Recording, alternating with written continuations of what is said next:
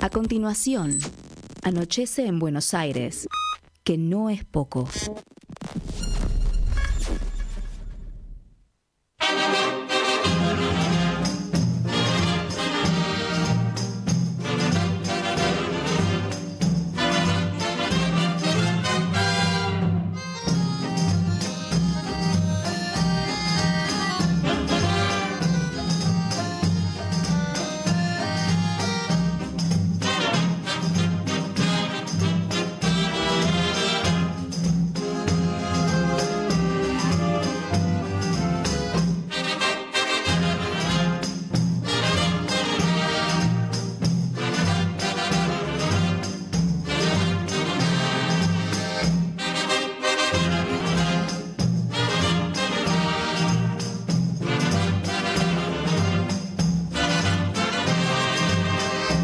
El domingo en la tribuna un gordo se resbaló.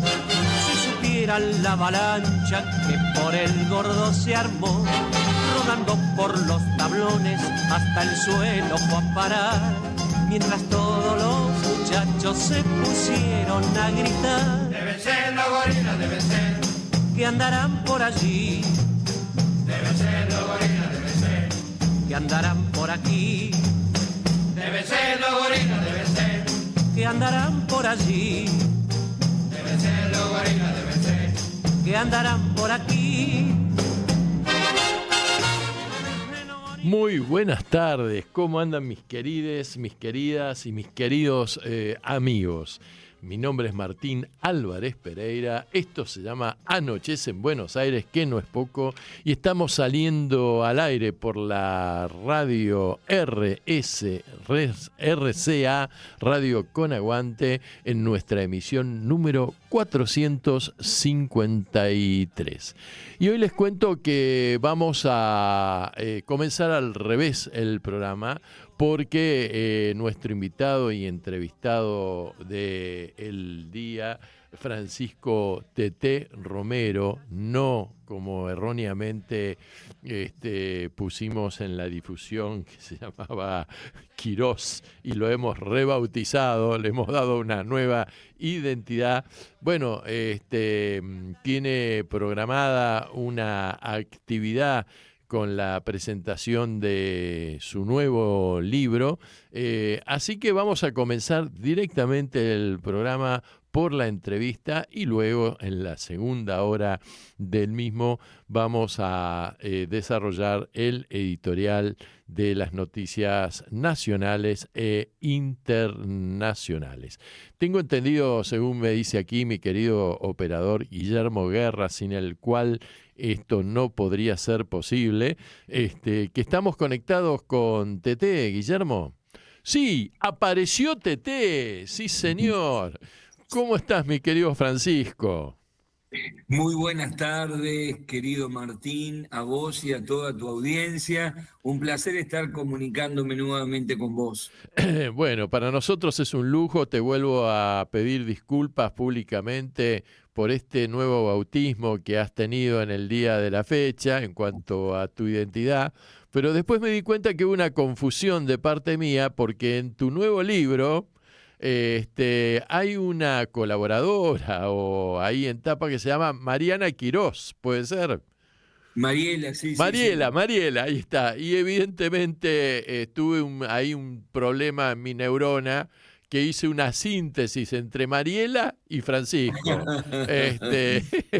Además de destacar que es producto de la casualidad que nuestro invitado, Teté, se llame Francisco precisamente, cuando venimos de la celebración y de la conmemoración del primer año del que fuera el Papa más brillante de la historia del Vaticano, que además fue argentino, y al cual lo extrañamos muchísimo, no solamente en estos lugares del mundo, creo que en todo el planeta. Así que hoy homenajeamos en la identidad de Teté también a nuestro querido Papa Pancho. ¿Cómo andás, Teté? Muy bien, y déjame decir también que hoy evocamos lo que hace 49 años constituía un parteaguas en nuestra historia, y también fue un jueves, No me porque digas. un jueves 30 de abril de 1977 a las 15 horas nacían las Madres de Plaza de Uh, Mayo, mirá, Martín, que bajo sobre todo la tutela de la extraordinaria Azucena Villaflor, detenida y desaparecida, y que el Río de la Plata la devolvió su cuerpo, eh, nacían las Madres de Plaza de Mayo reclamando exigiendo el derecho de saber dónde están nuestros hijos e hijas, dónde están. Queremos saber si están vivos o muertos. La policía en ese momento le dijo circulen, y ellas hace 49 años no han dejado de circular, pero en una dirección contraria a lo que pensaba la policía. El círculo de la ronda por Plaza de Mayo, enfrente del poder de la dictadura, se inició de esa manera. Nuestras ejemplares Madres de Plaza de Mayo, que en poco tiempo tuvieron el hecho más aberrante de que se haya infiltrado Alfredo Astiz sí en la señor. iglesia, te acordarás, Ángel donde se Niño, ¿no? reunían exactamente, y fue a parar a Azucena Villaflor con sus colaboradores en la escuela de mecánica de la ESMA, donde la doparon con pentotal, el siniestro compuesto a partir del cual los detenidos desaparecidos iban a ser llevados miércoles dos miércoles por mes. Los subían en un avión en el Palomar, en la base del Palomar, y arrojaban sus cuerpos vivos, dopados, al Río de la Plata o al océano. Bueno, ese fue el destino de la primera ejemplar extraordinaria Azucena Villaflor, Madre de Plaza de Mayo, pero ellas siguieron. Y siempre nos dijeron, juicio y castigo a los culpables, nada de venganza, Sí no hubo señor. un solo hecho de venganza por mano propia, nunca pidieron muerte ni fusilamiento, nunca pidieron venganza, pidieron memoria, verdad y justicia. Sí, la verdad, y por ahí se cabría agregar que tal vez la primera denominación que les hicieron fueron las locas de Plaza de Mayo. El Totalmente. régimen dictatorial bueno, para burlarse de ellas o estigmatizarlas, hablaban de las locas de Plaza de Mayo. Y ese famoso pentotal, los marinos cínicamente le decían pentonaval, el pentonaval. Y cabe también, ya que estamos, porque nuestro eslogan de este programa es que la radio comunique y la Bien. memoria sea un ejercicio, ¿verdad? Entonces, habría que también hacer honor y justicia al hecho de que durante el gobierno de Alberto Fernández, siendo ministro de Economía Sergio Massa, se obtenieron los recursos para traer de nuevo al país uno de esos aviones Sí. que creo que estaba en Estados Unidos, arrumbado por ahí en un hangar. Y esta historia la rescata, mirá vos quién la rescata, ¿no? El hijo del doctor Gil Lavedra, que es director Sí. de cine, que no sé si vos lo conocés. Sí, sí, sí, y vi el documental también Sí, que me Traslados. impactó. Yo no la vi, pero leí Sí, está, y recomiendo porque está en una plataforma, me parece que está en Netflix, si no es Netflix está en otra plataforma, Prime Video, Sí, creo que sí. está en Prime Video, Ujú. y es extraordinario, Sí, sí, con sí. testimonios, está Sí, Miriam sí. Lewin ahí, y hay inclusive una docuficción, pero es impactante, extraordinario. Es el caso de que el hijo ha superado al padre. Vos sabés que en uno el padre fue juez de la dictadura. bueno, después con Alfonsín, la democracia y todo eso conformó parte del tribunal que le tocó juzgar a las juntas militares. Y Tal cual. hay un video, porque esto se filmó, de un testigo, de uno de los desaparecidos, que declara ante el tribunal y es preguntado por Gil Lavedra. En una actitud muy dura, hasta te diría un poco agresiva, ¿no? Dadas las circunstancias de la persona que tenía enfrente. En una parte del interrogatorio le pregunta, pero dígame, ¿usted tenía militancia política? Y el hombre le dice que sí. ¿Y nos puede decir en qué partido usted militaba y qué sé yo y ta? Y el hombre se pone incómodo y medio Pues no era nervioso. la sustancia del tema. Estaba Exactamente. detenido, desaparecido. Exactamente. Entonces, como insistía inquisitorialmente el doctor Gil Lavedra con esa pregunta, el testigo le dice el interrogado, le dice, ¿sabe que curiosamente usted me hace la misma pregunta y con la misma actitud que me hizo mi torturador? Con lo cual, Gil Lavedra quedó medio nocauta ahí contra las cuerdas y aflojó un poco la cosa, ¿no? Pero, en fin, comenzamos, como verán, como escucharán nuestros oyentes, con el rescate de la memoria de nuestra historia. Y además no fue necesario que yo lo planteara, sino nuestro propio entrevistado lo hizo, ¿verdad? Así que justo honor a las locas y madres de Plaza de Mayo. Yo me acuerdo, Martín, yo estaba en tercer año de la secundaria en el año 78 y todos escuchábamos al gran relator de América, al Gordo Muñoz. José María ¿Recordás el Muñoz. Mundial 78? Sí. Aparece la leyenda, los argentinos somos derechos humanos, y las locas y aquellos que agitaban la campaña anti-argentina en el exterior, Uh-huh. eran denostados en esos micrófonos donde se quería hacer aparecer que en la cancha de River, por ejemplo, estamos hablando muy cerca, pero muy cerca Al de la lado. ESMA, 500 metros, no sé 500 si son metros. 500 metros, Sí, ahí nomás.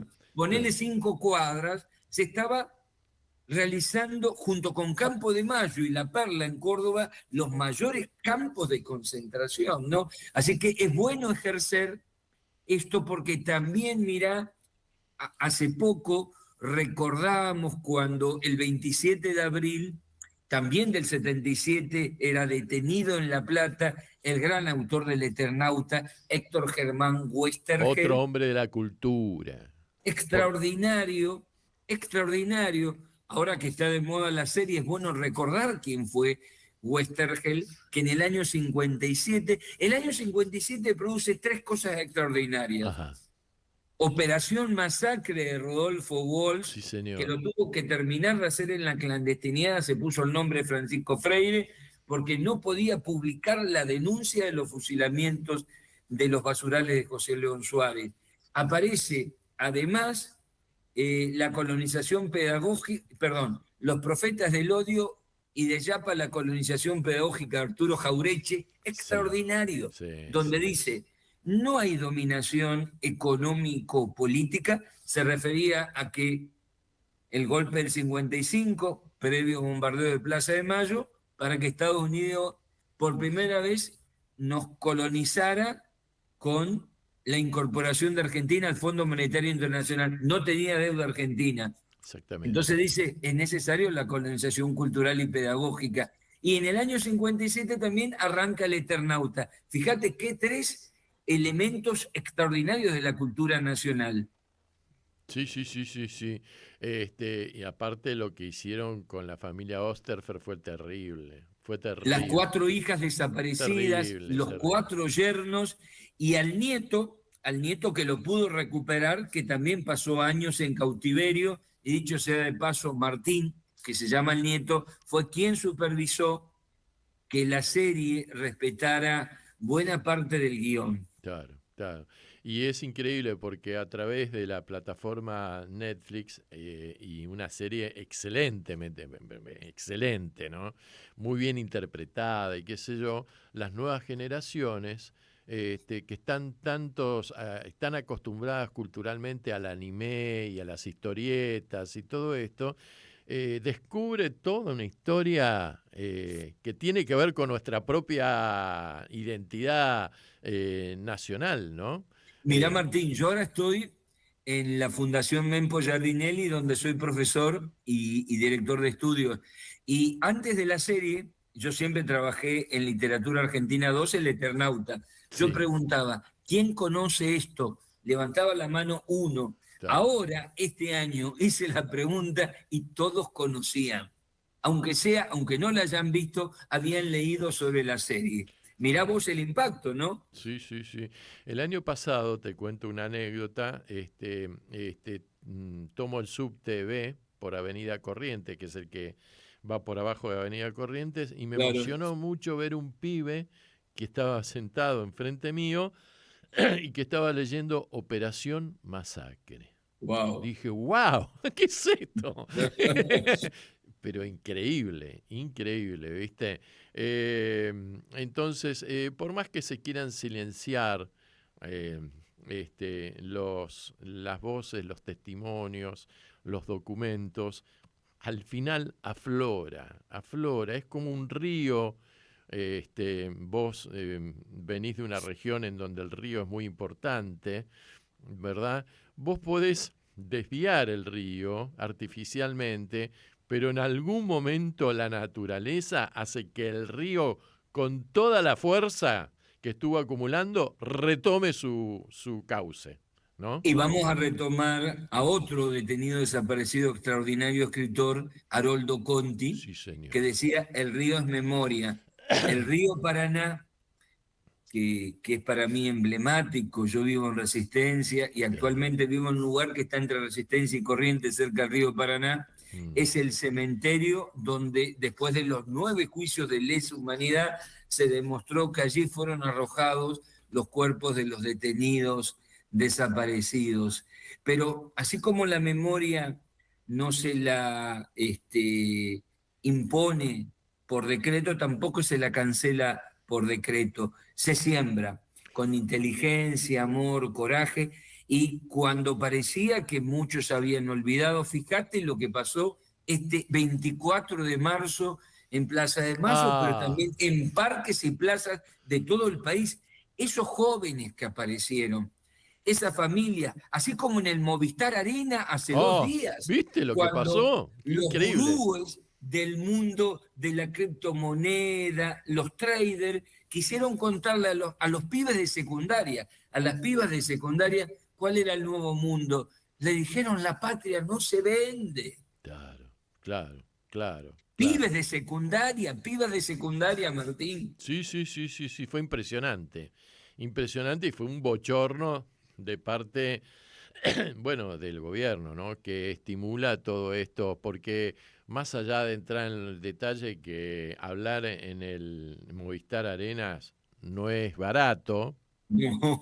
y esto debe estar patrocinado por alguien que si está, a ver, digo yo, si llevan a los chicos de la secundaria, me parece que la onda viene por el Ministerio de Petovelo, ¿no? Que Capital humano, mira vos, Capital capital Humano, humano. que redujo el ministerio a nivel de secretaría y está absorbido por ella. Entonces, me parece curioso que Petovelo le niegue plata a los intendentes del primer estado argentino, que es la provincia de Buenos Aires, y haya plata para, por ahí, promocionar una actividad de este tipo que termina en un fracaso con estruendo, ¿no? Ya lo creo, Así que, ya lo creo. bueno, es así la cosa. Y hablando del río, también podríamos relacionar que Rodolfo Walsh, cuando pasa a la clandestinidad, se va a un lugar con mucha agua, que es el delta, el Tigre, ¿no? Y él hablaba del río también, como no sé si en una especie de onda feng shui o qué sé yo, pero seguramente que algo le estimuló en ese aspecto para, bueno, para seguir informando y comprometiéndose con lo informativo, que era lo que él había abrazado. Y el Con rol, la fundación de la agencia Ancla, ¿te acordás? Agencia sí Clandestina de señor, Noticias. Y su último cuento, que pudo ser recuperado a través de la memoria oral, pero que los genocidas rompieron, se llama Juan se fue por el río. Juan se Mirá fue vos, por él. Sí el señor, último texto. sí señor, sí, sí, sí, sí, sí. Así que mira vos. Te propongo que escuchemos un poquito de música, ya que estamos con esta onda así. Vamos a escuchar al hijo de un gran, pero un gran. Para mí es la síntesis del artista relacionado con lo popular. No es un intelectual, nunca lo fue y él no le gustaba cuando los intelectuales lo querían arrimar a ese sector. Un gran intuitivo, una persona muy sensible, se destacó en el canto, en la poesía, en su militancia política y sobre todo en el séptimo arte que fue el cine y que para mí me parece que todavía no ha sido superado como el mejor director de cine. Leonardo Fabio, estás hablando de Leonardo Sí, señor. Fabio. Fuad Jorge Yuri. Fuad Ah, el Jorge Yuri. hijo, Él, Jorge Yuri, su, claro. su hijo, Nico Fabio, también siempre ha sido partícipe del tema de las abuelas, las madres y los hijos. Vamos a escuchar el segundo tema de la lista, mi querido Guillermo, que estoy seguro que a Tete le va a encantar, y que es la última entrega su producción musical. Se llama Ella es América del Sur, por Nico Fabio y sus perros Alfa. Y nos encontramos, Tete. Dale, dale, fantástico. Vamos.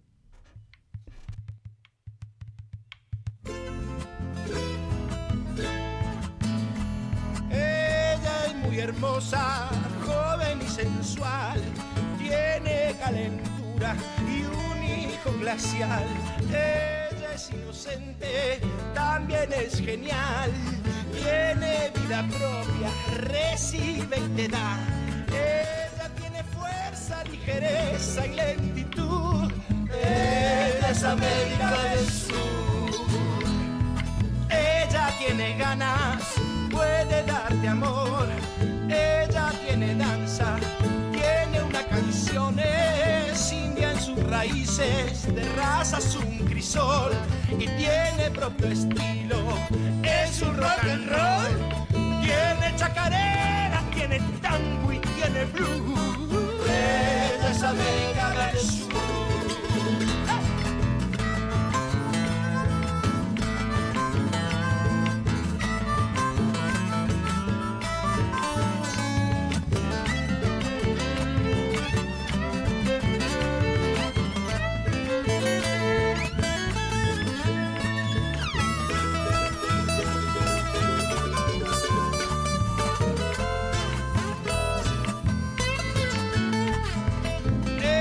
Atractiva, no se puede comparar, es rebelde y se somete, tiene guerra y tiene paz, hay luz en su mirada y un sol en su interior, y es escandalosa cuando hay revolución.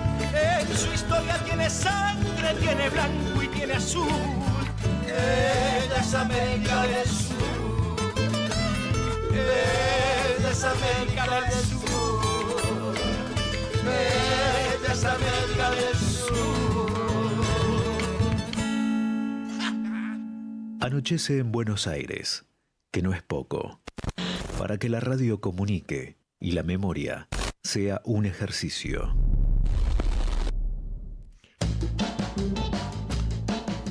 ¿Te gustó el Muy tema, buena. Tete? Me gustó, claro que sí. Muy lindo, la verdad. Bueno, Tete, a ver, vos sos un hombre de la cultura, que yo te puse ahí en el asunto de la cultura nacional y popular, ¿verdad? Porque, bueno, la cultura también tiene personajes como algunos como podrían ser, qué sé yo, este muchacho Lynch que le otorga premios al presidente, y que también se presenta como un intelectual y qué sé yo, pero una cosa es el trabajador o el intelectual o la persona que alimenta todos los días el campo nacional y popular, que tiene que ver con la identidad de un país, en definitiva. Y por lo que estuve leyendo de tu historia, vos tenés un origen de padres trabajadores, ¿verdad? Y también relacionado con la astronomía, en algún momento. Y mi abuelo Francisco, que además fue el primer director de estadísticas y censo durante el primer gobierno peronista de Gallardo, Ujú. eh, cuando deja de ser territorio y se convierte en provincia, fue el primer astrónomo que Mira, creó, porque aparte le interesaba la divulgación, una cúpula donde había un observatorio. ajá, Yo cuando era chico, a los 6 años, tuve un acontecimiento fantástico, como tuvo el mundo. sí, El 20 de julio de 1969, la cúpula era mi juguete, ¿no? Ahí era una cúpula donde emergía un telescopio. Ya sí. mi abuelo había fallecido, pero ese día había un montón de gente el 20 de julio del 69 y mi recuerdo es que yo no entendía muy bien, tenía el primer televisor que fue como una ola, como en los mundiales, Sí. una promoción especial para que viéramos el hombre en la luna, que Ajá, era un Motorola VGH en blanco y negro, mira. y bueno, y la sombra de mi abuelo era astrónomo, ¿no? Mi madre profesora en letras, descendencia de docentes, y mi padre era un trabajador bancario Bien. que cuando chico había ido en mula a la escuela en el interior recorriendo 5 kilómetros. Ja, Así que sí, siempre eso recuerdo. Mi madre trabajando en 3 turnos como docente y mi padre deslomándose, no a lo Adorni, sino en serio, trabajando 16 horas por día. Siempre recuerdo eso, ¿no? Si uno no sabe de dónde viene, vas a errarle el camino. claro, claro.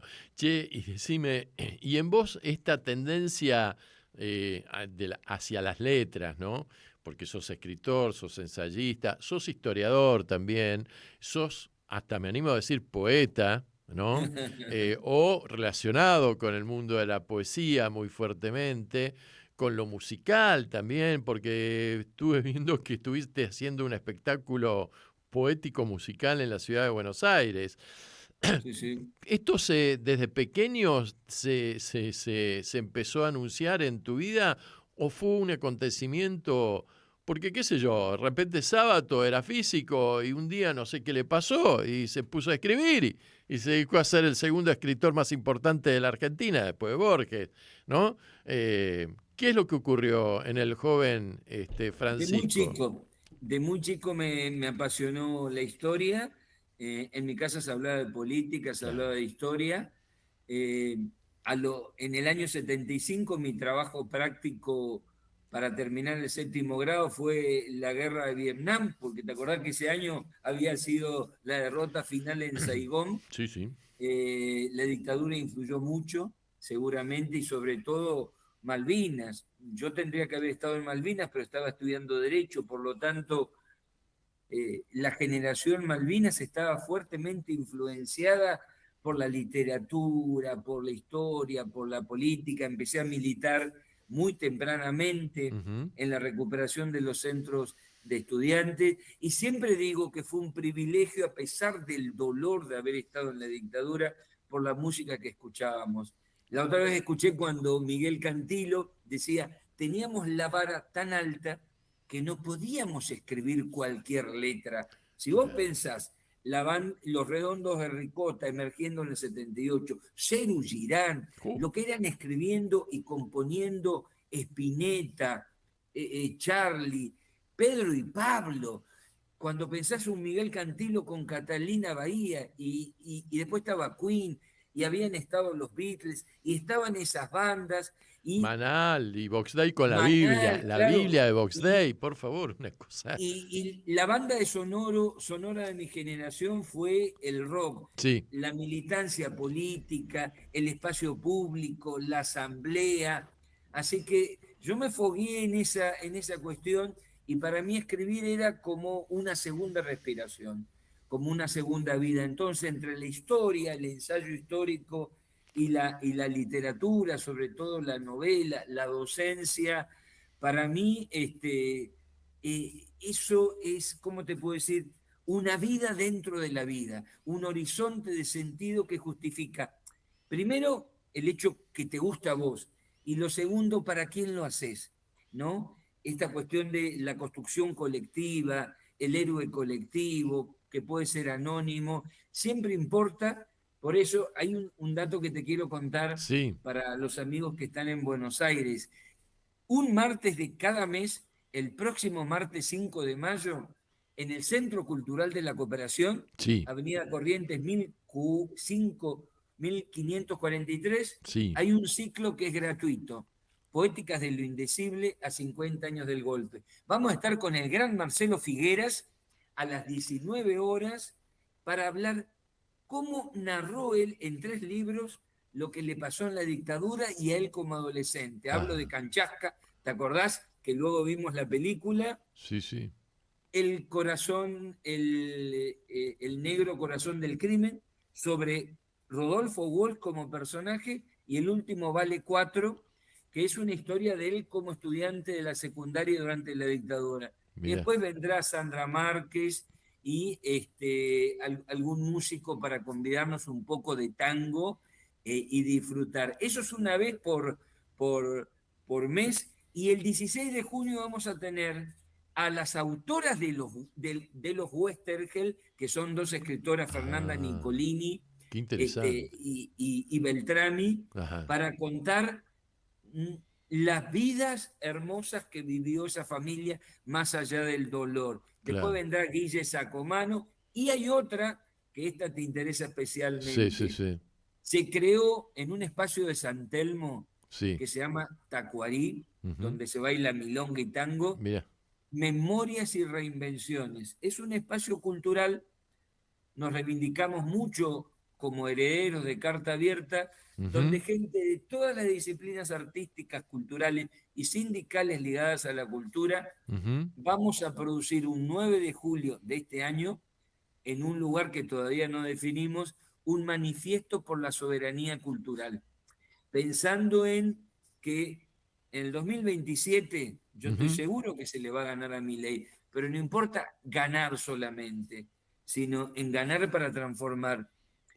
Y no es pensable una soberanía nacional sin pensar la soberanía cultural, con propuestas de políticas públicas, Martín, que tenemos que empezar a construir ahora. Seguro. Guille, mientras vamos hablando con Tete, pasá la fotografía que tiene que ver con esto de los encuentros en el Centro Cultural de la Cooperación. Así que nosotros seguimos el diálogo.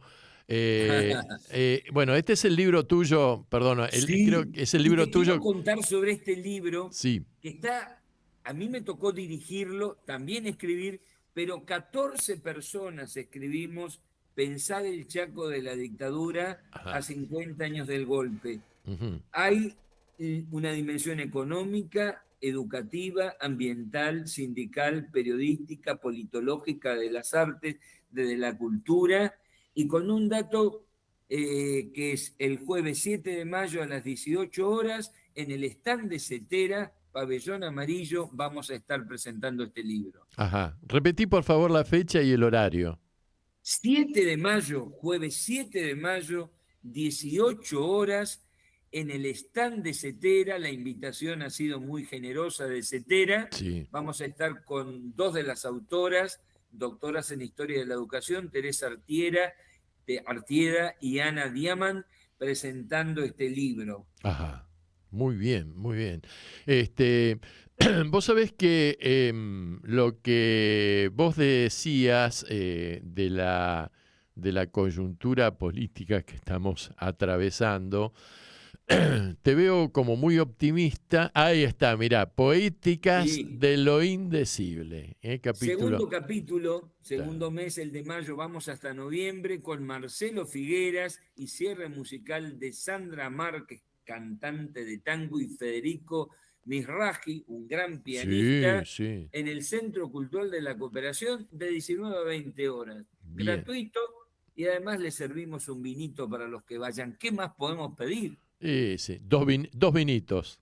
Dos vinitos. Para que la Uno de poesía entrada y fluya más otro de fácil. salida. Así que, bueno, y esto es todos los viernes, digamos, ¿no? Un martes Ah, de perdón. cada mes, el primer martes de cada mes. Bien, bien. Bueno, luego nos vas a mandar el material, así Sí, nosotros claro. lo vamos difundiendo.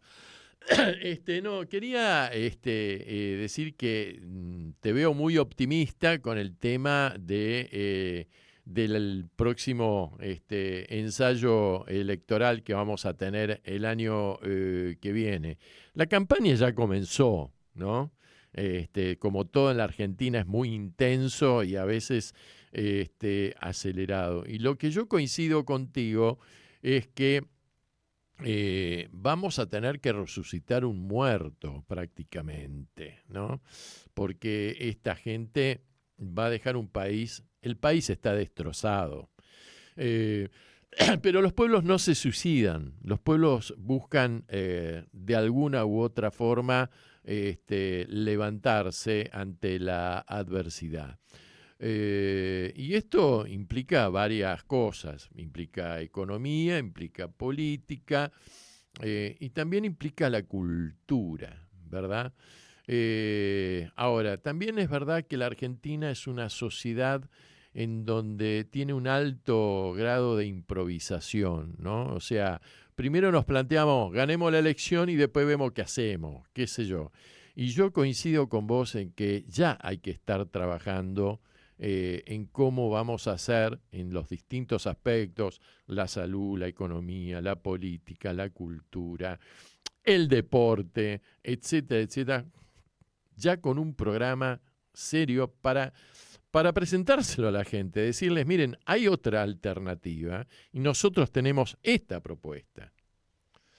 Totalmente de acuerdo, porque según el último censo, el del 2022, Martín, Sí, audiencia, el 65% de la población tiene menos de 45 años claro. y un 44% menos de 30. De ese universo tenemos una gran mayoría, cerca del 77%, que está entre la economía informal y el cuentapropismo, Claro. que no puede pagar alquiler y que vive mayoritariamente en la casa de sus padres, que ha abandonado sus estudios. Por lo tanto, ¿le vamos a hablar de derechos? Yo creo que hay una Argentina invisibilizada que no se conoce. Por eso, esta frase vengo acuñando hace un tiempo con un colectivo. No se puede transformar lo que no se comprende y no Ujú. se puede transformar si no nos transformamos. Hay una agenda muy chiquita sobre la cual hemos estado trabajando que tiene que ver con el mundo formal, que inclusive vos sabe bien la audiencia, que quienes tienen un trabajo formal están más del 70% en la pobreza. Sí, son Por lo trabajadores tanto, pobres. hay que transformar nuevas necesidades en derechos. Claudia Sheinbaum, por ejemplo, está ensayando cómo formalizar a los que están en la economía informal y que inclusive están en el trabajo de las plataformas, para lo cual es necesario mucha capacidad para pensar un nuevo mundo del trabajo. Es más, yo te diría que uno de los errores graves que tuvo el peronismo es no proponer desde la nacional y popular y progresiva Sí, una reforma laboral que no viniera a conculcar derechos, sino que pensara las nuevas realidades laborales, los nuevos sujetos laborales. porque buena parte del primer apoyo que tuvo la reforma laboral es de quienes, al no estar contemplados en el mundo del trabajo, veían como casta a los trabajadores. Es decir, por no entender cómo se dan hoy además, vos estás en un medio de comunicación, sabés que antes del 2009, del 2010, perdón, Sí, existía solamente un porcentaje chiquito que se informaba a través de las redes, 9%. Hoy es el 92%. Es decir, después de la pandemia, los grandes ganadores económicos son los dueños corporativos de las grandes plataformas. Vamos a sacarle el impuesto para el cine a los que compren entradas para ver físicamente el cine, o vamos a pensar un impuesto en serio a las grandes plataformas para financiar la educación, la cultura? Es decir, necesitamos pensar leyes sustentables con esquemas de financiamiento de quienes hoy, a través de la especulación financiera, sigue rigiendo todavía la ley de Martínez de Oz del 77 de ley de exactamente. entidades financieras y el Exactamente. COFER, porque la nueva ley de comunicación no existe. Es decir, hay que pensar un mundo. Y también en cuanto a la industria, cuarto ciclo neoliberal, cuarto industricidio, Ujú. que nuestro esquema de modelo de sustitución de importaciones hoy está perimido porque producimos, si ahora se produce, piezas de poco valor agregado e importamos piezas de gran valor agregado, con lo cual, como es en dólares, siempre queda el balance comercial desfavorable. Necesitamos un nuevo modelo de sustitución de importaciones y ahí la ciencia, la investigación debe ser financiada.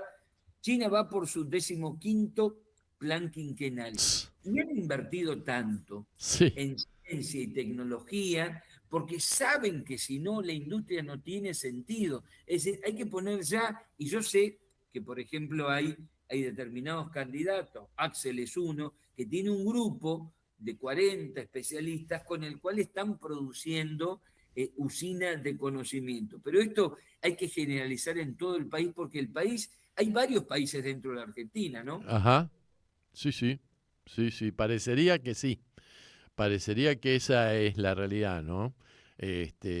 Porque nosotros solemos ver la Argentina desde, bueno, desde esta ciudad, que es una ciudad muy linda, en donde están ubicadas los centros del poder, digamos, pero hay otra Argentina profunda, que no está muy lejos, porque es cruzando la General Paz, nada más, ya encontrás otra realidad. Sí. Y vos pensás que así como Estados Unidos tiene una Detroit, que antes Detroit era la cuna de la industria, y hoy es un desarmadero porque con la cuestión de la deslocalización de las industrias, y se han ido al sudeste asiático, a México, es un cementerio. Pero vos también tenés hoy en el conurbano bonaerense como producto, qué sé yo, pienso en Campana, ¿no? Sí, En la ciudad de sí, Campana, sí, en todo ese conurbano donde hoy están trabajando no al 60% ni al 50%, al 30% de su capacidad instalada y, como decís, están acosando a la provincia de Buenos Aires. Pensá, por ejemplo, en Córdoba, Sancor, ¿te acordás lo que era la sí, cuenca señor. lechera? La Sí, cantidad de tambos que se han cerrado. Entonces, cuando te dice, este es un país que va a ser de la cordillera y del NOA, en el sentido de la extracción de minerales, tierras raras y litio, y después de petrolero. sí, Bueno, sí. ese país no va a generar trabajo. No, Por eso, en el 2027 no basta ganarle, sino hay que plantearle a la sociedad qué proyecto de país, qué propuesta para los jóvenes, qué propuestas para los que hoy están fuera del mercado laboral. Es necesario un plan de salvataje de todo el país y tiene que ser muy inclusivo con una propuesta de seguridad, también de seguridad progresista, pero si nosotros no tenemos una agenda de seguridad, va a seguir ganando la solución mágica de la derecha o extrema derecha proponiendo garrotes baja de imputabilidad y cárceles en vez de escuelas, centros sanitarios, deporte social, pero es necesario pensar como pensó el primer peronismo o como pensó Néstor al principio, cuando todo el paisaje era posapocalíptico después del estallido de diciembre del 2001. Es decir, hay que pensar a lo grande y con mucha generosidad y Claro. transversalmente a la política. Vos fíjate que me hiciste acordar en los 2 planes quinquenales del primer peronismo, ¿no? Por supuesto. Eso daba, digamos, la posibilidad de planificar a mediano plazo un proyecto de país. Cosa No que improvisó nada Perón. Claro. Cuando decís, ¿por qué renacionalizó los ferrocarriles? Porque pensaba que la logística necesita de la industria el ferrocarril. Hoy necesitamos lo mismo. Sí. Cuando pensaba, ¿por qué creó la Universidad Obrera? Hoy la UTN. Porque necesitaba ingenieros para pasar de la industria liviana a la industria pesada. Y por eso al mismo tiempo pensó un congreso de filosofía después de salir de la Asamblea Constituyente del 49 para pensar la comunidad organizada, ¿no?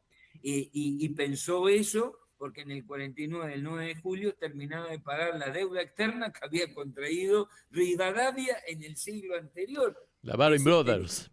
Así como Néstor Kirchner en el 2005 con Lula pensó, salgamos juntos, desendeudémonos y a partir de ahí no al ALCA. Primero te desendeudás, después de decir no al ALCA. Y nunca me voy a olvidar que le dijo a la Lavagna, usted se va, porque si usted me quiere decir que ahora que podemos estar mejor, hay que enfriar la economía, porque no hay que olvidarse que ese centro, la avenida del medio le dijo, no, que Néstor, ahora preocupémonos por la macro, ahora que salimos del infierno. Le dijo, no, preocupémonos por la gente. Claro. Ahora viene, bueno, y ese Néstor capaz de pensar, ojo, con un gran Julio De Vido, que fue el gran ministro de Planificación Federal. Federal. Y lo está pagando ahora. Imaginaron el despegue de un país. ¿Y por qué o si no hubieran vuelto más de 1000 científicos con el proyecto Raíces, que los necesitamos? Ahora se volvieron. Bueno, Néstor leyó esos 2 primeros planes quinquenales y leyó la historia, y que Perón además, junto con Ibáñez en Chile, con Getúlio Vargas en Brasil, leyó que no lo podía hacer solo. Bueno, ¿cómo leo hoy? Planificó lo que ahora llamamos Mercosur.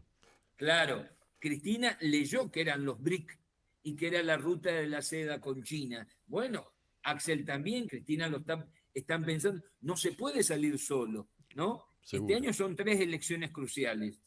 Trump, que tiene que perder en noviembre. Y que va a perder. Si pierde en senadores, como va a perder fuerte, está sujeto a un juicio político. Pero también la elección de Colombia con Petro y también de Lula, ¿no? Sí, claro. Y que se viene, la de Petro se viene ahora en mayo. Exactamente. Bueno, yo conozco gente colombiana que comenzó, cuando Petro comenzó su gobierno, estaban bastante distantes de él y ahora están empetristas, ¿no? Es que ¿sabés lo que pasó hace una semana? Se desendeudó con el Fondo Monetario Internacional. Claro. Escuchame, dijo, estamos mejor, liberémonos de Estados Unidos. Vos fijate que con Néstor hay dos hechos que me hiciste acordar. Con Néstor tuvimos 4 años de superávit gemelos. Al 8%. Impresionante. Nunca más se hizo, nunca ocurrió eso en la Argentina.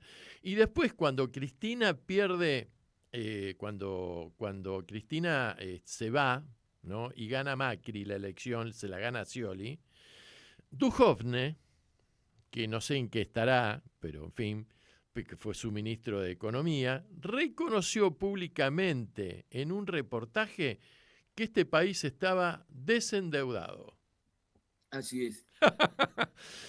Y que había que insertarlo en el mundo moderno. Se había triplicado la clase media. Claro. Dato del Banco Mundial. Claro, claro. Ahora, vos fijate que hay datos, por ejemplo, que este año el complejo sojero de la Argentina, el complejo industrial sojero de la Argentina, como consecuencia de que los productos que son commodities han elevado en este momento su precio por la guerra con Irán, entre Estados Unidos, Israel e Irán, que ha producido inflación en el mundo, aumento de la energía, de los fletes y del transporte como consecuencia del aumento del petróleo, va a ingresar al país por exportación de sus productos una friolera de 35.000 millones de dólares y chirolas, ¿no? ¿A dónde va a parar esa plata? Porque si una mínima parte se redistribuye, ahí tenemos los medicamentos de los abuelos que se nos están muriendo. ¿Cómo es posible que a la Argentina, lo primero que hace un turista cuando viene a la Argentina, ¿qué es? No es tomar mate, es comer carne argentina. ¿Cómo es posible que estemos ahora comiendo carne de burro? Hermano, a ver. Como sé que tenemos que cerrar ahora, vuelvo a esto que decía John William Cook. ¿Por qué? Otro grande. Fue el hecho maldito del país burgués, porque puso por primera vez en la historia en discusión la redistribución de la riqueza. A 50 años del golpe tenemos que decir que antes del golpe el 48 era para los trabajadores, había llegado al 50, y el 52 para el capital. Al término de la dictadura, el 75 para el capital y el 25 para los trabajadores.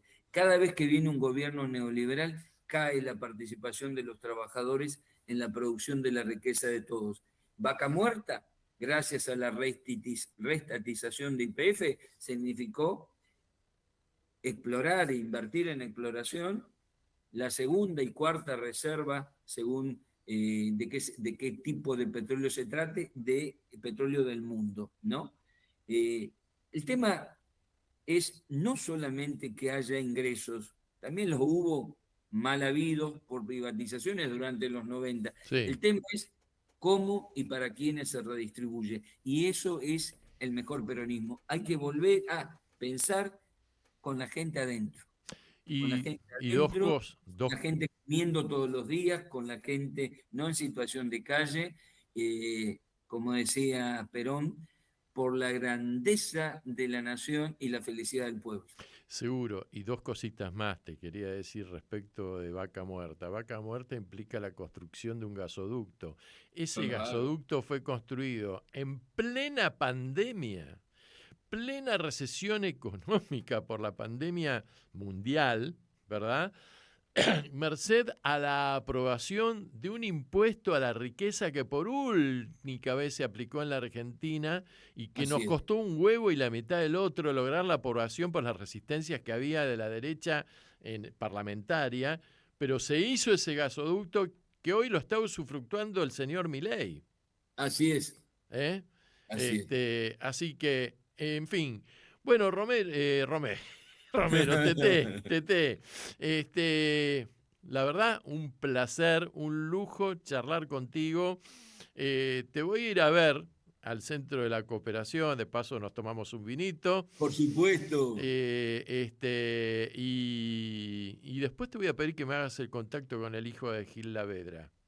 Con mucho gusto. Porque me interesaría mucho invitarlo al programa y hablar sobre su obra, sobre todo documental, que viene desde hace años. Sí, es muy bueno. No es solamente con traslados que el tipo... No. Y hay que darle espacio a estos compañeros de la cultura. Ya lo creo. Bueno, querido, mucha suerte hoy con la presentación de tu libro. Mucha suerte también acá el 7 de mayo. Mandame todo el material que lo vamos a difundir. Y bueno, y te abrazo, te mando un abrazo con el corazón. Otro para vos. Y anochece que no es poco. Así es, en Buenos Aires. En Buenos Aires. Bueno, abrazo grande. Chao, querido. Cuídate. Chao. Bueno, fue Francisco Tete Romero, que realmente fue un placer hablar con él. Y bueno, ¿y nos vamos a la tanda o nos vamos a la música? Tanda y seguimos con nuestro programa. Comienzo de espacio publicitario. ¿Qué estás esperando? Te espera un encuentro único. Te espera tu historia. Afectos, abrazos. Te espera tu identidad. En Abuelas te estamos esperando. 4-384-0983 www.abuelas.org.ar. Totalmente distintos, pero encajando perfectamente. Un espacio donde estamos todes. Piezas de realidad. Sesiones en red. Lo mejor que le pasó a YouTube. No es arrogancia, no es fantasía, es profecía. Sesiones en red. La música que vos elegís. Porque acá no se rinde nadie. Radio con aguante. Radio con aguante. La radio que resiste. Si tu tía o tu primo, tu hermana o tu abuelo, tu mamá, tu papá o tu hijo desapareció entre 1974 y 1983, quizás sea uno de los cientos de cuerpos sin identificar que el equipo argentino de antropología forense tiene en resguardo. Si querés saber más, llama al 0800-3453-236. Equipo argentino de antropología forense. 35 años de ciencia para la verdad. Historias y canciones del tercer planeta. 10 años en la radio y en tus oídos. Radio con aguante.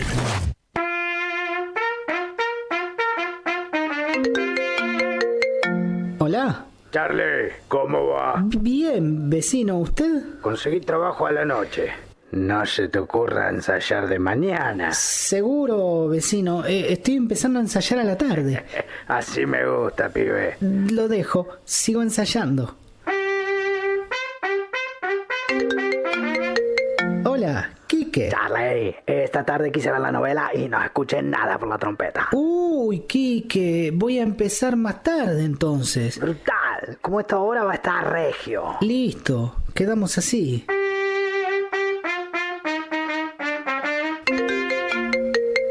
Norma, qué sorpresa, ¿cómo estás? Estoy bárbara, Charlie. Empecé a dar clases de baile del caño por Zoom. Ah, qué interesante. ¿Qué te parece si un día de estos me tocas algo para que yo baile? Sí, cuando gustes. Pero a esta hora no, Charlie. Me interrumpís las clases. Claro, lo que pasa es que a la mañana... Charlie, ya todo el barrio sabe que sos músico. Falta que lo sepa el mundo. Primer censo de músicos de La Panadería. En Instagram y Facebook, La Panadería Cultural. Una panacea radial. Entre tanta lengua suelta. Transmisión de señales. En el universo online. Aguante. Totalmente distintos, pero encajando perfectamente. Aguante. Aguante. Canuto. Si de filtros copados se trata, Canuto es el indicado. Filtros personalizados, troquelados de diseño con diferentes personajes, iconografía popular desde series de TV hasta personajes históricos, pasando por bandas, películas y muchísimas imágenes más. Seguinos en las redes, @CanutoFiltros. Canuto. Boquillas descartables de diseño, para fumar con estilo y sin quemarse los deditos. Fin de espacio publicitario. Seguí escuchando. Anochece en Buenos Aires, que no es poco.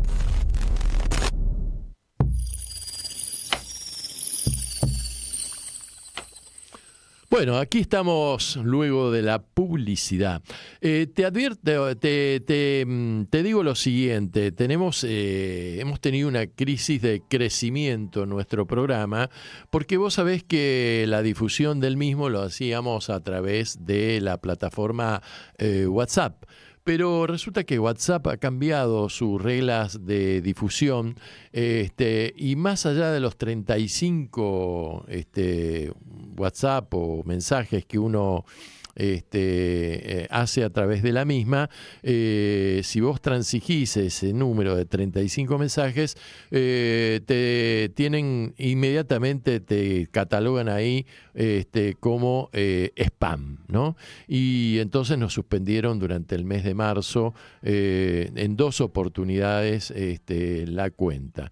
Le encontramos la vuelta al asunto y creamos un canal en el mismo WhatsApp, más allá de que por supuesto los programas se siguen editando y apareciendo en la plataforma YouTube. Así que lo que te pedimos, por favor, es que entres a WhatsApp, te fijes en la parte de canales y te suscribas a nuestro canal que se llama Anochece en Buenos Aires, que no es poco. Es muy sencillo porque hay una parte abajo, un texto que dice ver canal, creo que tiene un dedito o algo así, y vos lo que tenés que hacer es con tu dedo presionar sobre ver canal y te suscribís directamente y entrás vos al canal cuando se te plazca. Así que, hecha esta aclaración, proseguimos con la segunda parte del programa y nos metemos en la columna de lo que ha pasado en el mundo en las últimas horas. Bueno, un 21 de abril del año 1925, o sea, hace 9 días atrás de este mes de abril que culmina hoy, fallecía en el Vaticano nuestro querido Papa Francisco, para nosotros los argentinos, Bergoglio, en Roma, ¿verdad? Fueron 12 años de papado, muy importantes, que vinieron a marcar, digamos, una nueva política de la Iglesia Católica con sede en el Vaticano con respecto a sus 2 predecesores, que fueron Juan Pablo II, Te quiere todo el mundo, que era de origen polaco, Wojtyła, y el Papa alemán, Ratzinger, que adoptó el nombre de Benedicto XVI y que estaba muy relacionado ideológicamente y con el tema pastoral con Wojtyła, atento a que era, quien era su principal asesor intelectual dentro de su papado. Francisco asume luego de 2 o 3 días de fumata ahí en la Sixtina, la Capilla Sixtina, es ungido como el primer papa de origen latinoamericano, sudamericano y por supuesto argentino, rompiendo una tradición. Ya la había roto, en fin, el Papa polaco, pero siguiendo con la tendencia de que ya es el tercer Papa que no es de origen estrictamente italiano, y por supuesto que por motivos obvios los papas italianos corrían con ventaja para llegar al papado, precisamente, o sea, a sentarse en el trono de San Pedro, pero que marcó Francisco desde el inicio, desde el primer día, un estilo que estuvo relacionado intensamente con una iglesia popular, con la iglesia de las periferias, como decía él, del mundo, con lo que para nosotros es la teología de la liberación y una iglesia sudamericana, y que no solamente por su estilo didáctico, digamos, y comunicativo, sino también por la forma de vestirse, en una forma muy humilde, reivindicó que la iglesia tenía que abrir las puertas a todo el mundo, y que además él propinaba que los pastores tenían que tener olor a oveja. Su primer viaje fue a Lampedusa, que es una isla estratégicamente ubicada en el Mediterráneo entre Italia y frente a las costas de Libia, o al norte del África, si vos querés, y que suele ser el primer lugar al que llegan los inmigrantes que escapan de situaciones terribles, de vida terribles, buscando una mejor calidad de vida, y uno de los países más cercanos a donde hacer pie es precisamente Italia, y Lampedusa es una isla que depende de la soberanía italiana. Bien,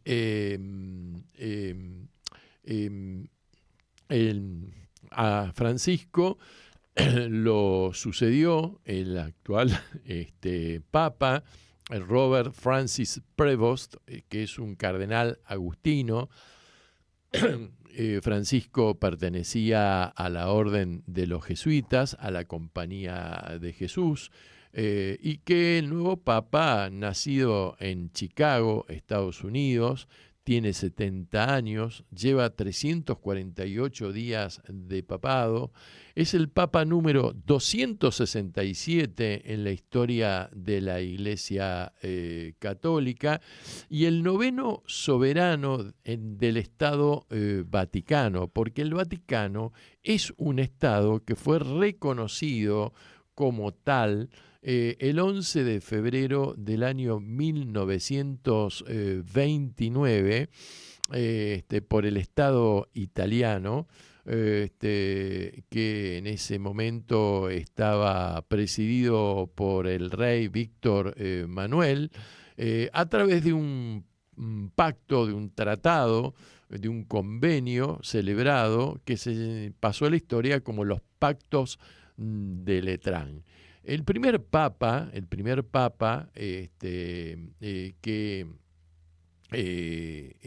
tuvo el Estado del Vaticano fue Pío XI, seguido por el segundo, que fue Pío XII, que gobernó entre 1939 y 1958 y que le tocó un momento muy difícil de la historia, porque tuvo que convivir con Franco, tuvo que convivir con Hitler y tuvo que convivir con Mussolini.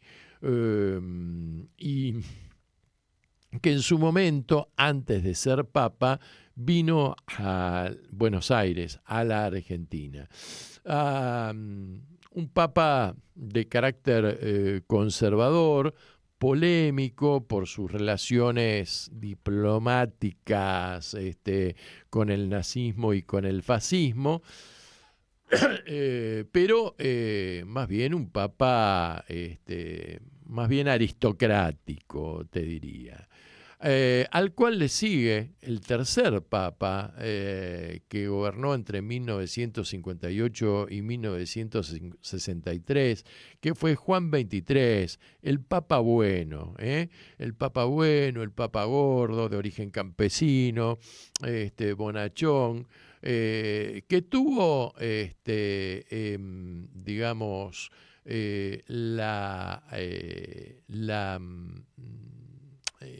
digamos, durante su administración, cerró el denominado Concilio Vaticano, que había sido inaugurado o abierto durante el papado.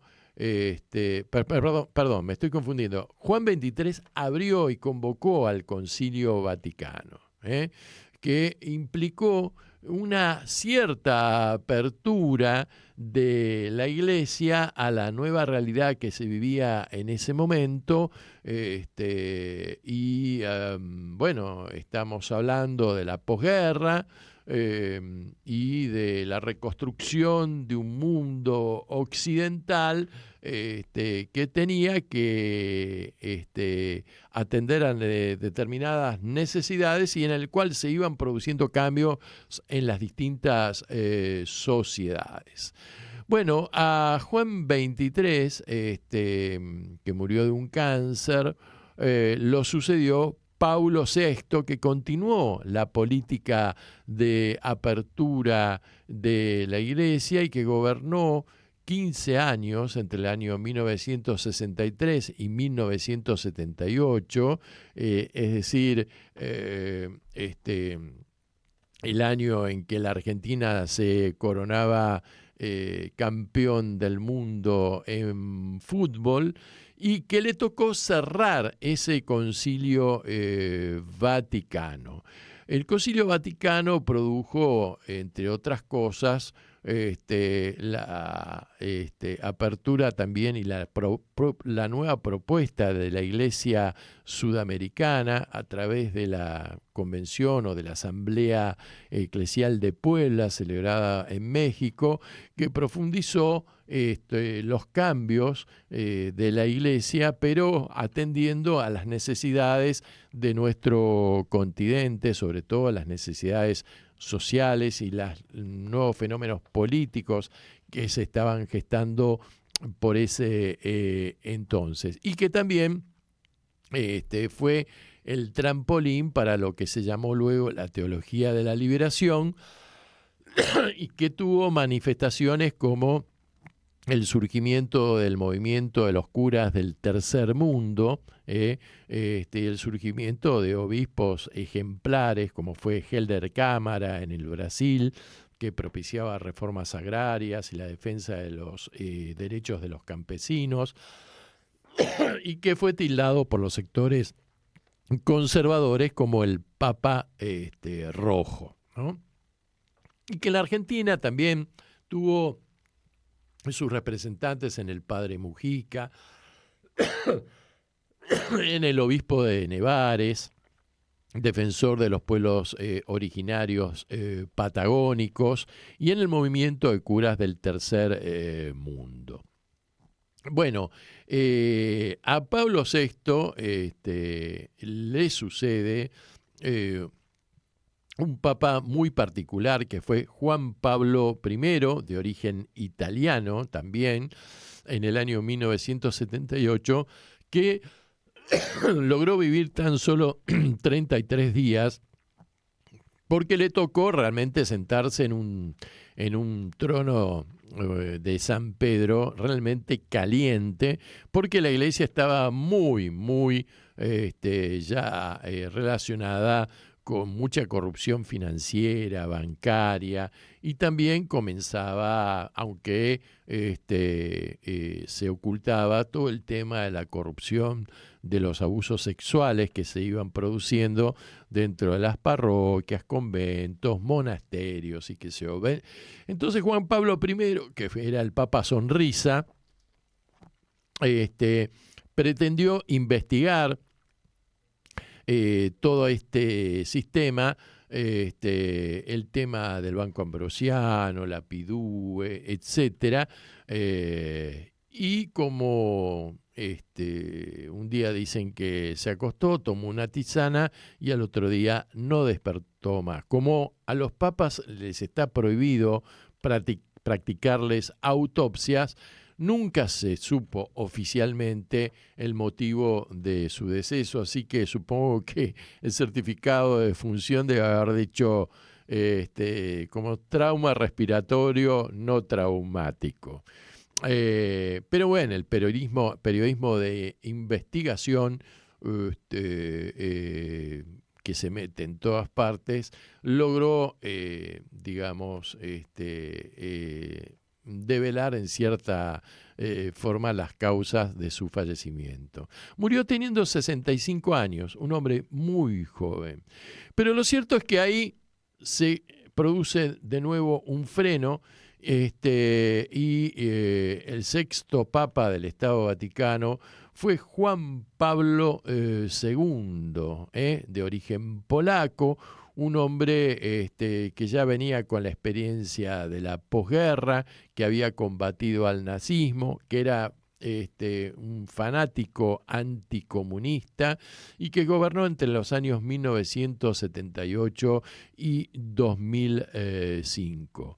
Vino a la Argentina, tuvo realmente una presencia internacional muy intensa, no solamente por sus numerosos viajes, sino que empezó a utilizar un poco la tecnología que ya se imponía en el mundo.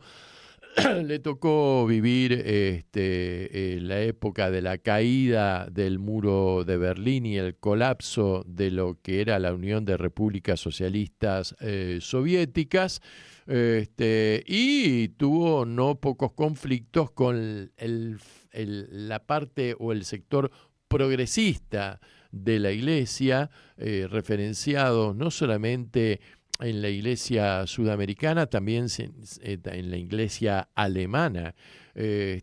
Por ejemplo, lo llegó a retar públicamente a Helder Cámara.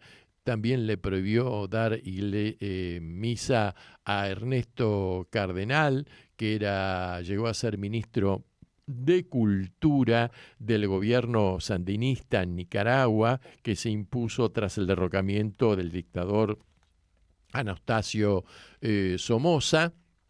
Y qué bueno, en lo que respecta a los argentinos,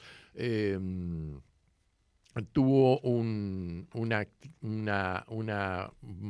participación crucial en un conflicto bélico que fue el tema del Beagle, que pudo haber enfrentado militarmente a dos naciones hermanas del Cono Sur, como son la República de Chile y la República Argentina.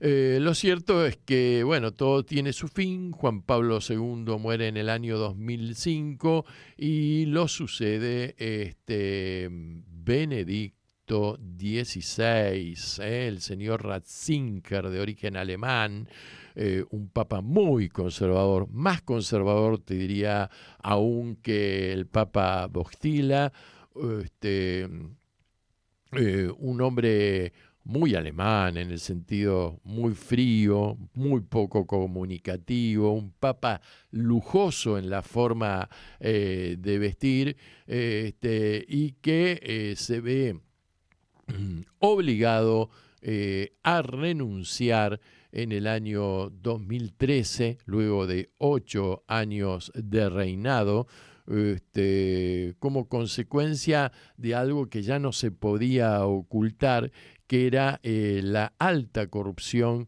en la cual se estaba metida la Iglesia católica, no solamente desde el punto de vista financiero, con adquisición de propiedades poco transparentes, que implicaban montos millonarios, sino también su participación financiera especulativa en determinados bancos, como el Ambrosiano, sino también su participación política y sobre todo el tema que estalló como un verdadero escándalo, que fue el tema de la corrupción, de los abusos sexuales en la Iglesia católica en distintos lugares del mundo, que implicaba el abuso de menores, la homosexualidad practicada en forma, digamos, perversa por parte de quienes tenían el alto destino de ser guías o pastores espirituales. Y bueno, todo esto lo supera porque la frutilla del postre es que Ratzinger tenía un hermano, también alemán, que era director de un monasterio, un seminario, algo así, y que estaba seriamente implicado en estos temas de corrupción sexual, en donde el mismo Estado italiano, a través de la justicia de ese país, estaba impulsando investigaciones que luego se fueron irradiando hacia Francia, hacia Alemania, hacia Chile, hacia México, hasta inclusive en la Argentina, con algún instituto educativo dependiente de la Iglesia de Roma. Bueno, Ratzinger se ve obligado por las circunstancias, no da más, a renunciar, y viene su sucesor, que fue una sorpresa para todo el mundo, que fue Francisco, ¿no? Francisco, que justamente Bergoglio elige el nombre de Francisco, siendo jesuita, elige el nombre de Francisco, podría haberse llamado Ignacio, ¿no? Por San Ignacio de Loyola, en reconocimiento a San Francisco de Asís, que es uno de los santos más lindos que tiene la Iglesia Católica, que tiene que ver con el amor, con el reconocimiento del prójimo, con la humildad, con todo el amor hacia la naturaleza, y con ello lo que hoy día es muy importante, que es la ecología, y que vino a ponerle directamente un freno al tema de la corrupción en la Iglesia. Y se dio una circunstancia muy particular en la historia, que fueron dos papas, porque Ratzinger había renunciado, pero no estaba fallecido. O sea, se transformó en un papa emérito, se recluyó con su secretario fiel en un convento, en un seminario en Roma hasta sus últimos días. Falleció en plena pandemia, así que su muerte pasó un poco desapercibida. Y bueno, y con el estilo Argento, Bergoglio, Francisco empezó realmente a hacer un papado brillante, trajo y acercó mucha gente que se había alejado de la Iglesia, le dio participación a la mujer dentro de la misma, dejó de tildar a los homosexuales, hombres o mujeres, como pecadores heréticos, se mezcló con los pobres, hizo innumerables viajes, pero nunca pudo programar un viaje a la Argentina, en donde sectores conservadores muy poderosos acá lo estaban esperando, porque lo habían ya catalogado y estigmatizado como un papa peronista, como un papa comunista, como un papa populista, como un papa político, cuando la mejor escuela del mundo en política en Occidente se encuentra en el Vaticano. Ahí tenés la mejor escuela diplomática del mundo. Bueno, Francisco dejó documentación, encíclicas, estudios, designó cardenales a los que pudo, sobre todo la periferia. Por primera vez en la historia de la Iglesia quedaron en minoría los cardenales de origen europeo, sean españoles, alemanes, italianos.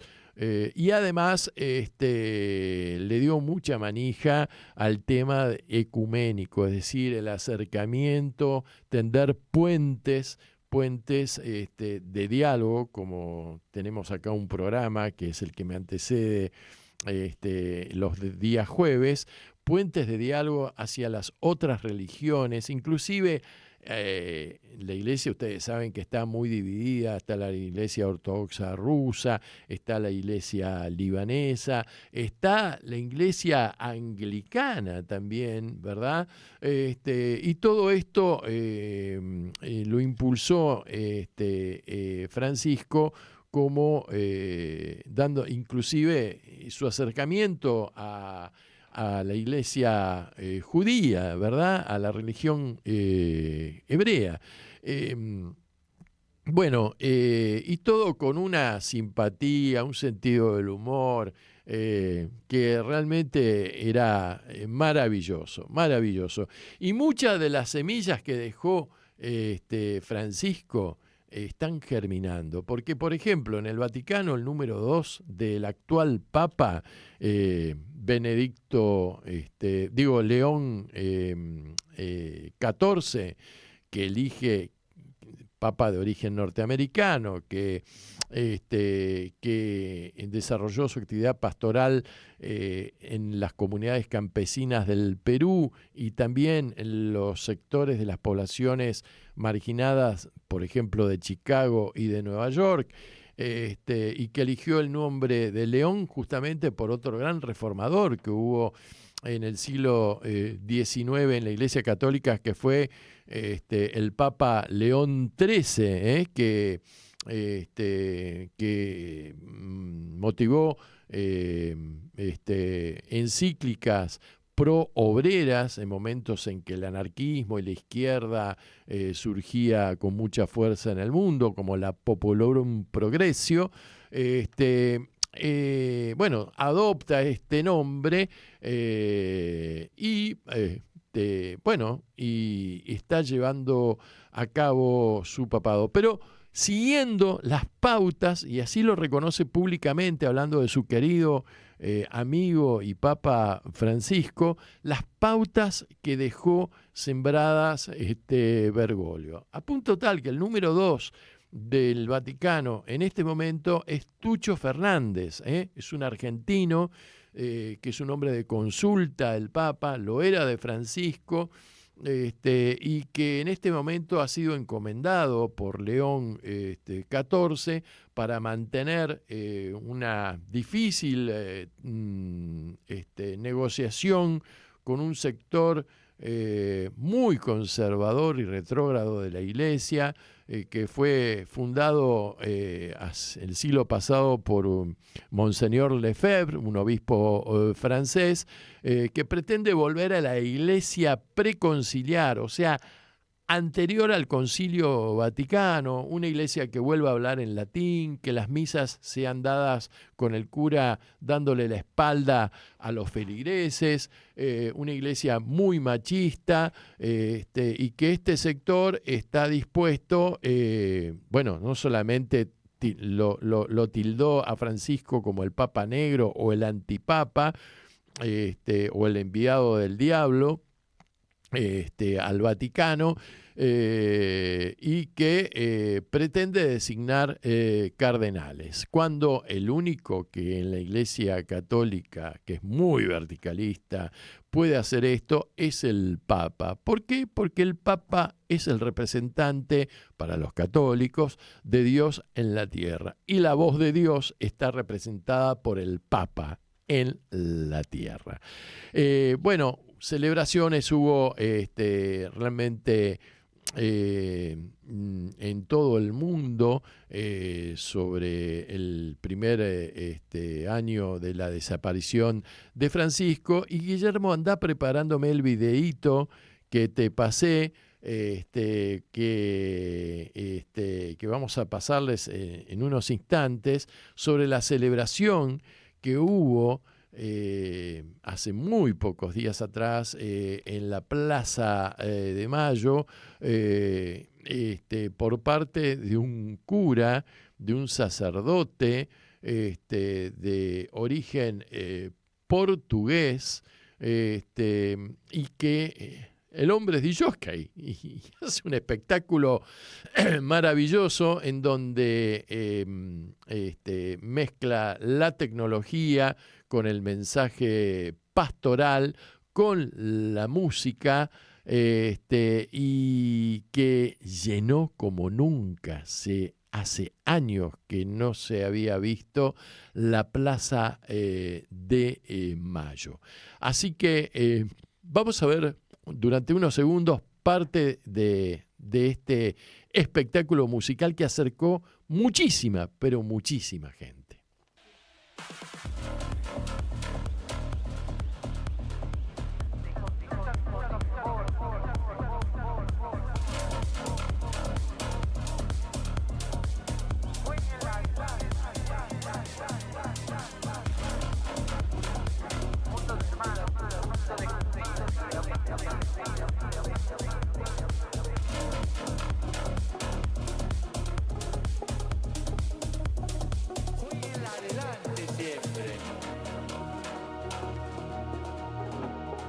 Chicos y chicas, por favor, no se metan en la cola de la historia, sean protagonistas. Jueguen para adelante, pateen adelante, construyan un mundo mejor. Un mundo de hermanos, un mundo de justicia, de amor, de paz, de fraternidad, de solidaridad. Bueno, ¿viste el video? Impresionante. Bueno, este sacerdote, te vuelvo a repetir, de origen portugués, se llama Guilherme Peixoto, y es un tipo realmente muy simpático y muy carismático en lo suyo. Bien, mientras todo esto sucedía, el Papa León XIV tiene otro temperamento, otra personalidad que la que tenía Bergoglio. Por empezar, no es un hombre latino, es un hombre más bien introvertido en su personalidad, y tiene otra forma de expresarse que la que tenía nuestro querido Papa Pancho. Pero el hombre sigue con la misma política. Es un hombre mesurado, es un hombre más bien reservado, muy muy precavido en sus expresiones, pero la verdad que todo tiene su límite.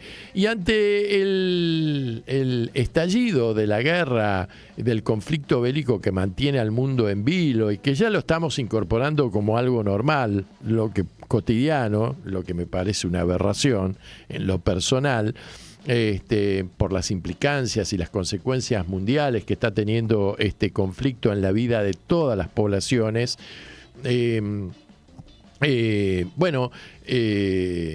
Empezó a criticar esta intervención armada de Estados Unidos y de Israel, que ya venía con los bombardeos, con la Franja de Gaza, con el genocidio cometido contra los palestinos, que implicó también el bombardeo de una iglesia milenaria ubicada en la Franja de Gaza, donde se cobijaban refugiados palestinos, y que inclusive un cura argentino muy amigo de Bergoglio, del Papa Pancho, fue herido en una pierna como consecuencia del bombardeo de esta iglesia.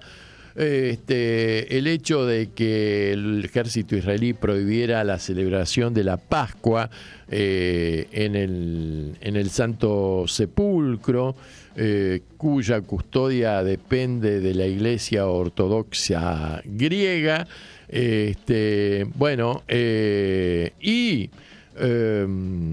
Todo esto motivó, y las críticas hacia Estados Unidos concretamente, como origen del conflicto del Golfo Pérsico, motivó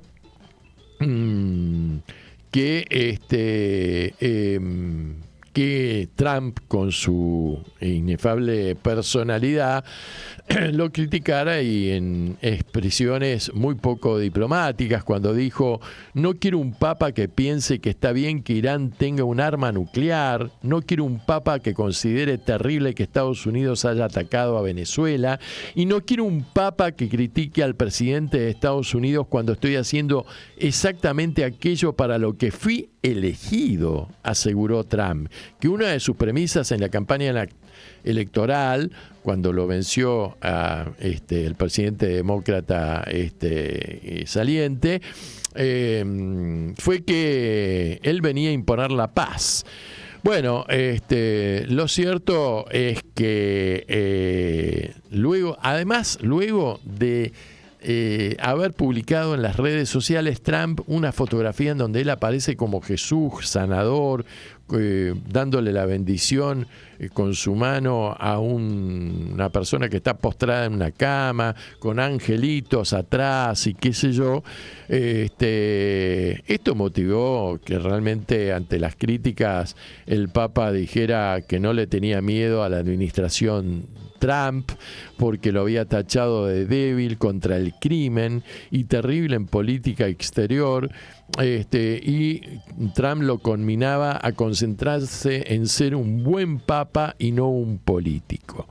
Bueno, la verdad es que el Papa, que además hizo su primera gira internacional hacia 4 países del norte del África, no dudó en responderle y aseguró que no le tengo miedo a la administración Trump ni a proclamar el mensaje del Evangelio en voz alta, que es para lo que creo que debo estar aquí, y por eso está aquí la Iglesia. No somos políticos, no vemos la política exterior desde la misma perspectiva, sino como constructora de la paz. Bueno, el Papa abandonó su prudencia y se mostró abiertamente crítico hacia el presidente norteamericano, luego de que manifestase que iba a acabar con toda una civilización, o sea, con la civilización y la cultura persa, iraní, y esto el Papa lo citó como algo totalmente inaceptable, ¿no? Y desde el África urgió a los gobernantes a detenerse en esta parafernalia bélica, clamando contra el delirio de la omnipotencia de algunos. Bueno, en este viaje el Papa transitó por Camerún, Angola y Guinea Ecuatorial,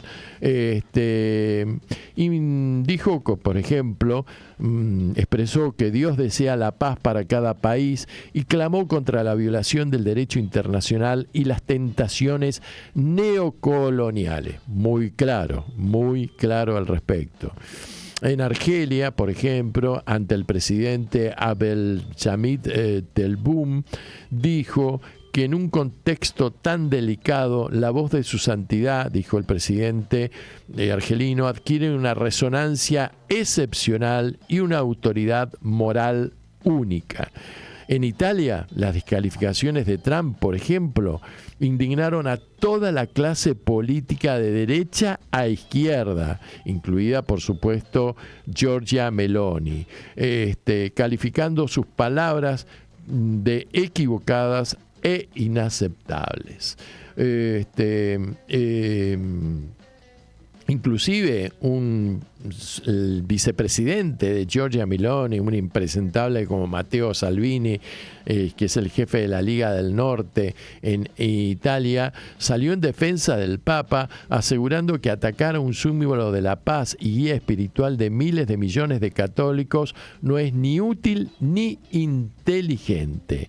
El presidente de Irán, Masoud Pezeshkian, también condenó la actitud de Trump y apoyó al Papa León XIII, manifestando: declaro que la profanación de Jesús, el profeta de la paz y la hermandad, es inaceptable para cualquier persona libre. Le deseo gloria en Alá, añadió el presidente iraní. En fin, la verdad es que las cosas están así planteadas, y mientras todo esto sucede, el presidente Milei se exponía en su seguridad, en participar de los festejos de la independencia del Estado de Israel, y como siempre dio clases en una universidad, recibió un título honoris causa, la medalla que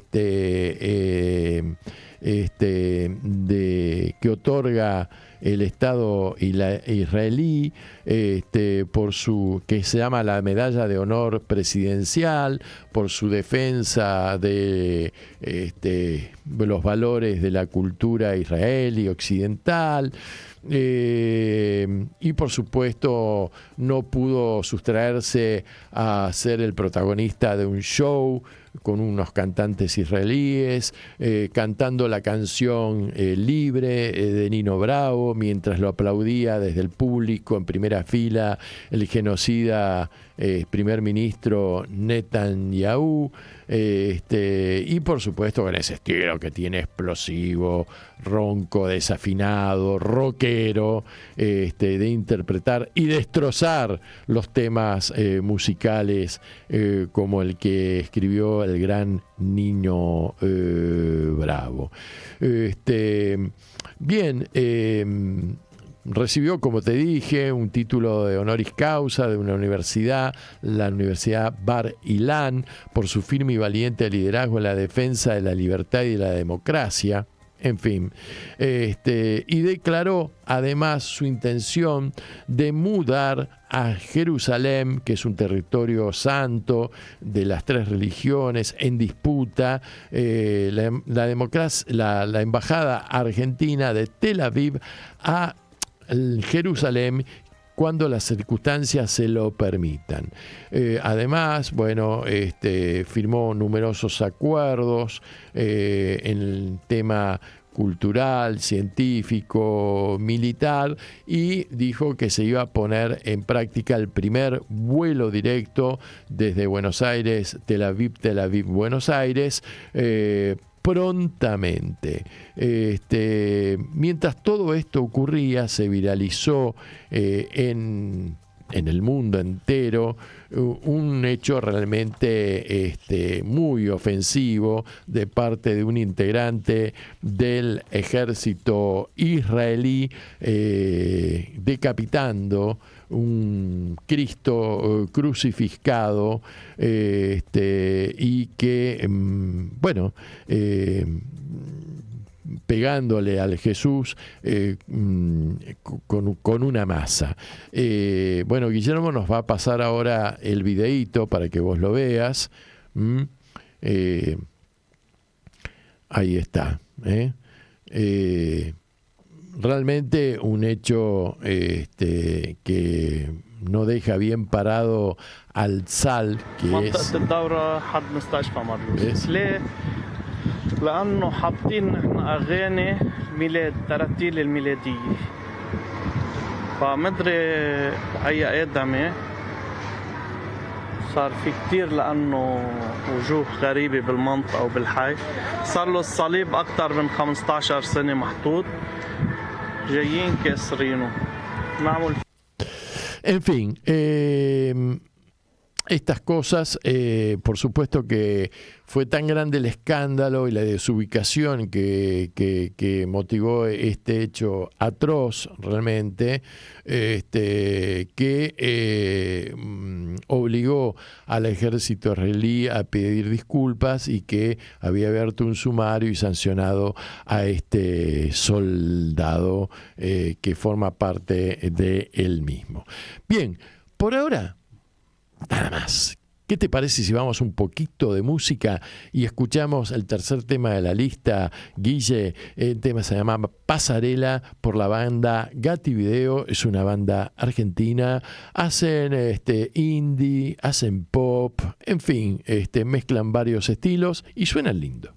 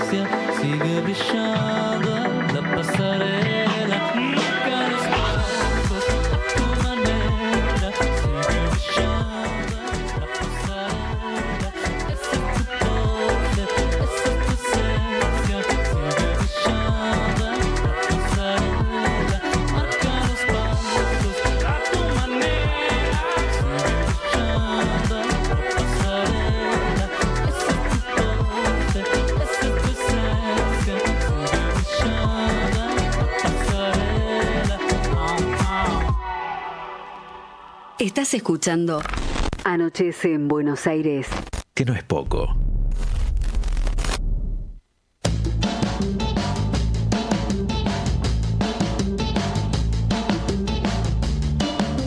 Bueno, antes de irnos, luego de escuchar a Gatti Video, vamos un poquito a relajarnos un poco con el tema del deporte. Vamos a hablar de fútbol. Hace mucho que no hablamos de fútbol y quiero destacar por lo que para mí, como hincha de Atlanta, como hincha del Bohemio de Villa Crespo, fue la definición del sexto o quinto clásico del fútbol nacional argentino. El primero es Boca River, el segundo Racing Independiente, el tercero Huracán San Lorenzo, el cuarto se habla de Rosario Central y Newell's Old Boys, el quinto Estudiantes Gimnasia de la Plata, y el sexto, señoras y señores, más de 162 partidos en la era profesional, sumada también la época aficionada.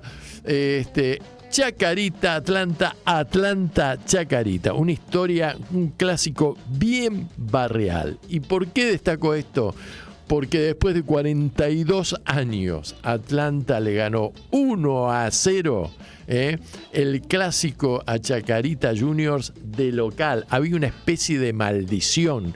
No podíamos ganarle a nuestro ilustre vecino barrial emigrado a la barriada de Villa Maipú en el partido de General San Martín, provincia de Buenos Aires, lo cual originó una crisis terrible en Chacarita desde el punto de vista institucional, que está ahí en lo bajo de la tabla queriendo zafar del descenso, mientras que los bohemios se ubicaron expectantes en el grupo de 8 que clasifican al reducido por el segundo ascenso a la Primera Nacional, ubicándose en la quinta posición, y este domingo vamos por el segundo en la tabla de nuestra zona, que es Tristán Suárez, y por el cuarto triunfo consecutivo. Así que, bien, nos tenemos que ir. Viene tras nuestros pasos un programón que se llama Paladar Negro, así que si te gusta todo lo que tiene que ver con la música y la cultura afro, no te vayas de la radio, no te vayas de acá, que seguramente va a estar muy, muy, muy bueno.